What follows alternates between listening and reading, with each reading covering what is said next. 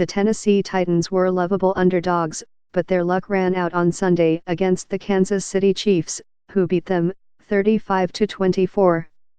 The Green Bay Packers found some balance on offense in their first season under coach Matt LaFleur, but they were crushed by the San Francisco 49ers, 37-20, in a game that was nowhere near that close. The Chiefs and the 49ers will now face off in Super Bowl Live on February 2, Miami Gardens, Florida, in a matchup between one team with an electric passing game and one that relies on its defense and running the ball. Here's what we learned in the conference championship games. Mahomes' settle head fake on his TD run was crazy. Plus or minus at Patrick Mahomes at ChiefsPick. Twitter.com/VJS70IEJYX. Patrick Mahomes has more than one way to beat you.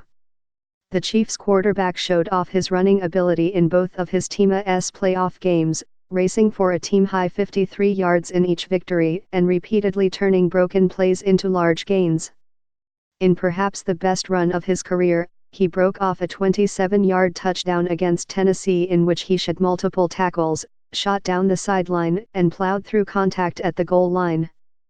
But Mahomes' arm is just as deadly, as shown when he rolled out to his right and threw a 60-yard touchdown pass to Sammy Watkins in the fourth quarter. According to the N.F.L.'s Next Gen stats, Mahomes was running 10.92 miles per hour when he released the ball.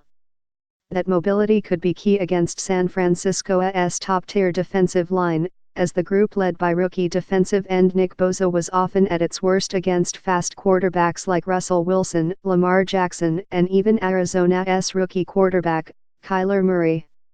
San Francisco's running back by committee is now a committee of one.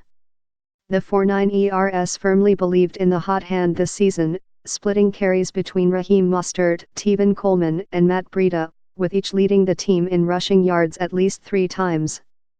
But Breida faded some, and Coleman, who had 105 yards and 2 touchdowns in the divisional round, was lost to a shoulder injury in Sunday's game.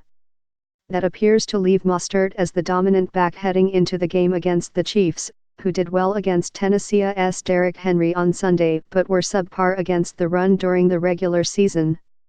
Even if Coleman is out, Kansas City has quite a task ahead of it. On Sunday, Mostert became the first player in NFL history to have 200 or more yards rushing and 4 touchdowns in a postseason game. Frank Clark talks a big game and backs it up.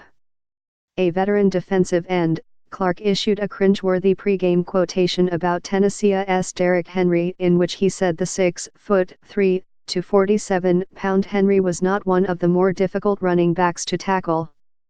But Clark followed that assertion by serving as the rock at the heart of Kansas City's defense as it held Henry to his fewest yards since Week 9. Clark put an exclamation point on his big day with a 17-yard sack of Ryan Tannehill on the Titans' final drive that forced a turnover on downs, effectively ending the game. He and tackle Chris Jones could be the key to limiting Mostert and the 49ers running game in 2 weeks. Something may be wrong with Jimmy Garoppolo. The 49ers barely passed the ball in the second half last week, letting Coleman and others lead them to an easy victory. The disparity was even more extreme against Green Bay, with San Francisco gaining 285 yards rushing to just 69 through the air, with Garoppolo completing just 2 passes in the second half. While it could simply be a matter of the 49ers not messing with success, it is worth noting that all of this has followed Garoppolo turning his ankle midway through the divisional round win over Minnesota. Coach Kyle Shanahan downplayed any issues, saying after the game that they stuck with the run because it was working. Kansas City's long wait is over. The Chiefs lost Super Bowl I to the Green Bay Packers, won Super Bowl IV over the Minnesota Vikings, and have not been back since. The 50-year gap between Super Bowl appearances is an NFL record, but Mahomes was not shy about Kansas City's chances, saying of his team, "We not done yet. We going to get it since Kansas City's last appearance in the NFL's championship game, the 49ers got there 6 times, winning 5 rings." The New England Patriots led all teams with 11 appearances in that span, winning 6 times, while the Pittsburgh Steelers, the Dallas Cowboys and the Denver Broncos each appeared 8 times. San Francisco will be breaking a 7-season drought after having lost Super Bowl XLVII to the Baltimore Ravens after the 2012 season. Robbie Gould can still let it rip. The 4.9 ERS kicker had not connected from more than 50 yards this season, and was just 6 of 12 from 40 or more yards in a season in which he missed 3 games as a result of an injury. But he turned the clock way back on Sunday, connecting from 54 yards early in the second quarter and from 42 in the fourth quarter. The 54-yarder was his longest field goal since 2015, and a return to form for a player who is now 30 for 42 in his career from 50+, including the playoffs. His 3-for-3 day continued a streak in which he has not missed in 13 career postseason field goal attempts. The 4.9 ERS are currently underdogs and will be the road team in Miami Gardens, Florida.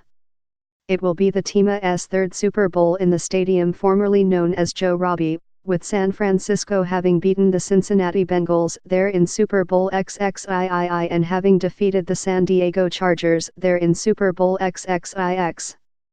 San Francisco 4.9 ERS, 13-3, at Kansas City Chiefs, 12-4. Sunday, February 2, 6:30 p.m. Eastern, Fox. Early line, Chiefs -1.5. Aaron Rodgers passed for 326 yards while trying to rally Green Bay in a blowout against San Francisco. But there was no question who the best quarterback on either field was this week, as Mahomes threw for 294 yards, had a sparkling passer rating of 120.4, and seemed capable of even more production if Kansas City had needed it. All of the talk coming into this week was about Tennessee's Derrick Henry, but it was San Francisco's Mostert who put on an absolute show. He had the second most rushing yards in a playoff game since at least 1950. Eric Dickerson had 248 in the divisional round following the 1985 season, and also scored the second most rushing touchdowns in a playoff game over the same span. Ricky Watters had 5 for San Francisco in the divisional round following the 1993 season. The Packers saw Davante Adams led all receivers with 138 yards this week, but much of it came in garbage time, while Kansas City's duo of Watkins and Tyreek Hill used their speed to disassemble Tennessee's defense.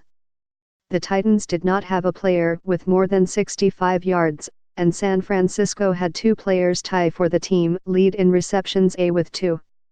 An honorable mention is warranted to Tennessee's backup tackle Dennis Kelly, who at 321 pounds became the heaviest player to score a receiving touchdown in a postseason game.